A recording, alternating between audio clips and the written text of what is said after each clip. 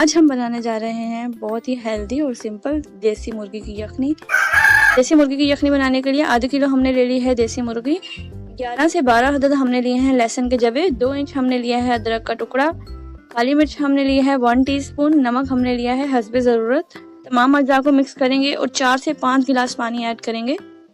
पानी ऐड करने के बाद ढककर तेज आंच पर 5 से 10 मिनट तक पकाएंगे और जब उबाल आ जाएगा तो आंच को दरमियाना करके ढककर हम 30 से 35 मिनट तक गोश्त गलने तक सही से यखनी को पकाएंगे।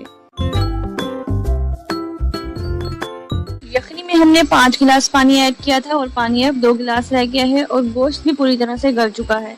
देसी मुर्गी की यखनी है बिल्कुल तैयार, बहुत ही आसान और सिंपल रेसिपी से।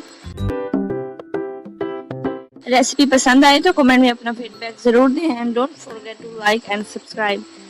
दुआ में याद रखिएगा। अल्लाह हाफिज।